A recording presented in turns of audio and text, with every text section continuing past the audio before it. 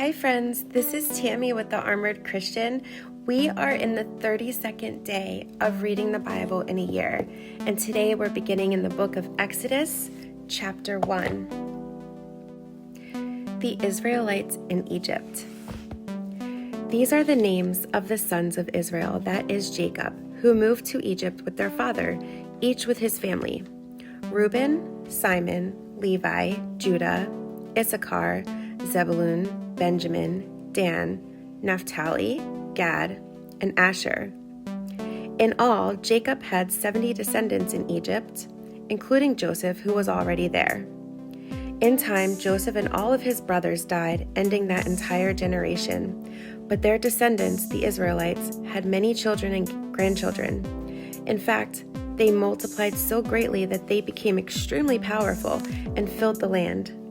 Eventually, a new king came to power in Egypt, who knew nothing about Joseph or what he had done.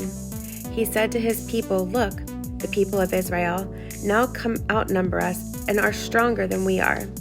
We must make a plan to keep them from growing even more. If we don't, and if war breaks out, they will join our enemies and fight against us. Then they will escape from the country."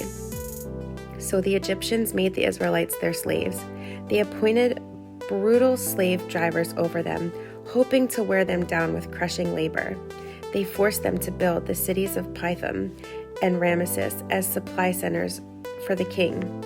But the more the Egyptians oppressed them, the more the Israelites multiplied and spread, and the more alarmed the Egyptians became. So the Egyptians worked the people of Israel without mercy.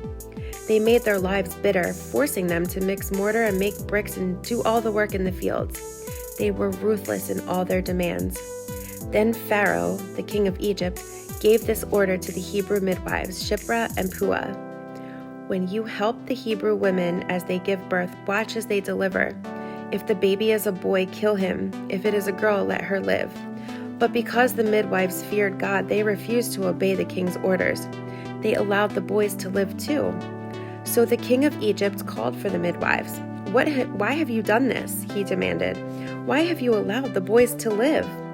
"The Hebrew women are not like the Egyptian women," the midwives replied. "They are more vigorous and have their babies so quickly we cannot get there in time."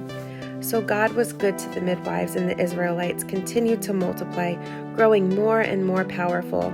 And because the midwives feared God, he gave them families of their own. Then Pharaoh gave this order to all his people: "Throw every newborn Hebrew boy into the Nile River, but you may let the girls live."